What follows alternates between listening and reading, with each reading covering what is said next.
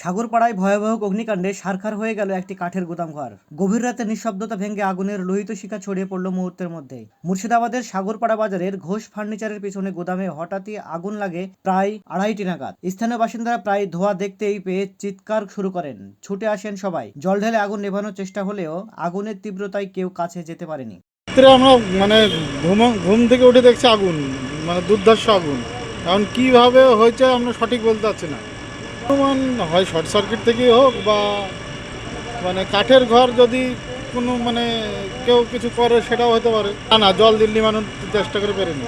Call এসছে মোটামুটি 4টে নাগাদ ভোর। এখনো আগুন নিয়ন্ত্রণে আসেনি, সব আগুন লেগে আছে।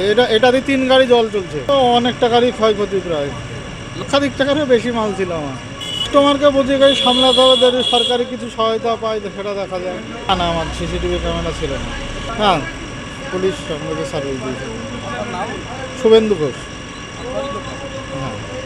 দমকলের 3টি ইঞ্জিন ঘটনাস্থলে পৌঁছায়। বহু চেষ্টার পর আগুন নিয়ন্ত্রণে আনা হয়। তবে সকাল পর্যন্ত জ্বলতে থাকে শুকনো কাঠ। ক্ষতির পরিমাণ প্রায় 50 লক্ষ টাকা বলে জানিয়েছেন মালিক সুবোধ ঘোষ। কিভাবে আগুন লাগলো, শর্ট সার্কিট নাকি অন্য কিছু, এখনো ধোঁয়াশায়। ঘটনায় তদন্ত শুরু করেছে পুলিশ। এদিকে ঘটনাস্থলে পৌঁছালেন প্রাক্তন বিধায়ক ইউনুস আলী সরকার। এইভাবে আগুন সচরাচর দেখা যায় না এরকম গ্রামের মধ্যে, মফস্বল এলাকায়। খুবই মানে খারাপ লাগলো। এখন কারণটা তো আমরা বুঝতে পারছি না, ওরা বুঝতে পারবে যে কিভাবে আগুনটা হয়েছে। ওখানে কোনো মানুষও থাকে না কাঠের, তাহলে নিশ্চয়ই মানে কোনোভাবে হয়েছে, মালিক বলতে পারবে বা প্রতিবেশী যারা আছে তারাই বলতে পারবে।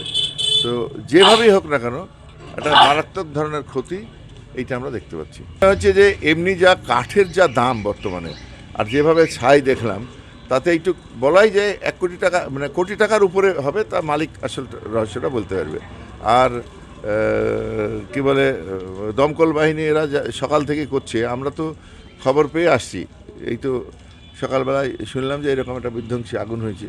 কিভাবে হলো দেখার জন্য আরও আগ্রহ নিয়ে আসলাম, এবং আমাদের বলার একটু মালিককে সান্ত্বনা দেওয়া ছাড়া আমাদের তো কিছু করার নেই। ক্ষতিপূরণ নিয়ে আমরা বলবো যে বর্তমানে তো এই অবস্থা ডামাডোল চলছে।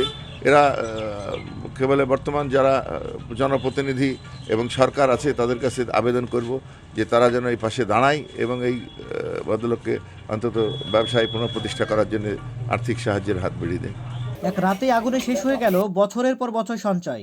এলাকা জুড়ে নেমে এসেছে শোক আর আতঙ্কের ছায়া।